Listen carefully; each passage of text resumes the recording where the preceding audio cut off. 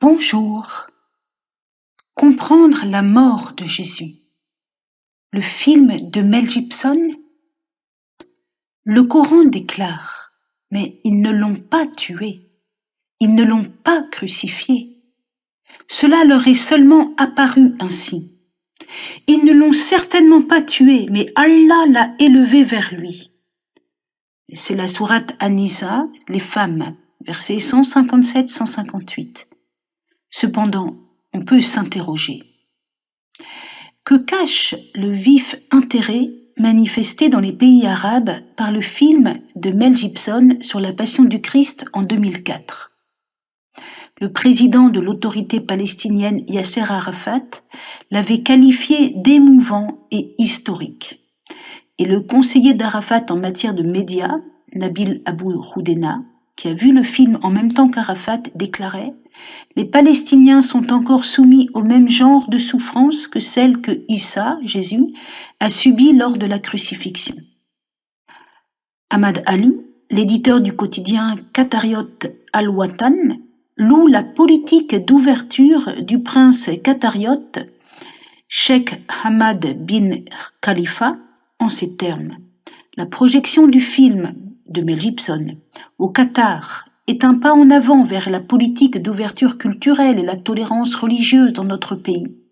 Toutefois, nous désirons entendre l'autre point de vue, celui du ministère des Affaires islamiques, parce que le silence de ce ministère à propos de la diffusion du film au Qatar pourrait être interprété comme une acceptation de la vision chrétienne erronée de la crucifixion de Issa, Jésus.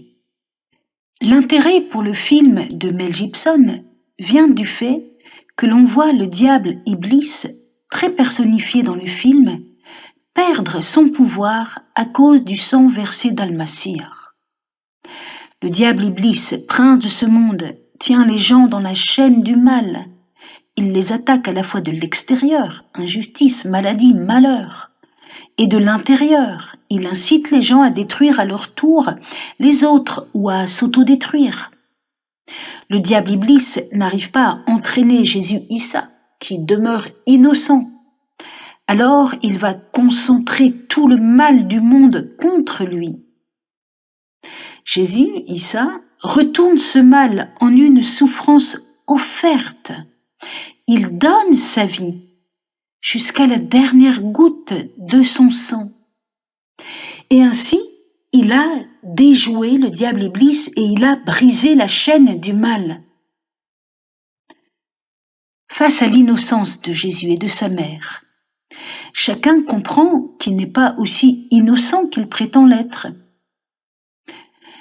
Dans la Bible, le livre du Qoélette au chapitre 7 donne « Il n'est pas d'homme juste sur la terre qui fasse le bien et ne pêche pas. »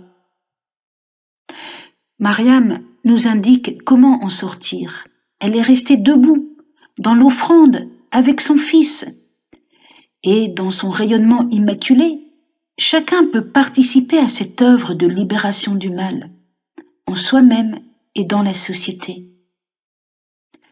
Le sang versé de Jésus, Issa, n'est pas sans lien avec le sacrifice du fils d'Abraham, peu importe quel fils. Sacrifice qui n'a pas eu lieu et que rappelle l'Aïd al-Kébir. Jésus Issa a versé son sang pour que le sang humain ne soit plus versé. C'est par une inversion morbide que certains font couler le sang des insoumis comme un acte cultuel rendu à Dieu. Le sang de Jésus purifie le monde. Ceux qui exaltent la violence et la mort continuent le travail de Shaitan, tout en prétendant purifier le monde. Le vrai martyr shahid est celui qui donne sa vie pour les autres, et non pas celui qui perd sa vie après avoir essayé de tuer le plus possible d'ennemis de Dieu. Dans le film, on voit aussi l'un des condamnés trouver la voie du pardon en regardant la mer, debout près de la croix. Il n'y a pas de mal si grand dont on ne pourrait sortir en se tournant vers elle, Mariam, la très pure.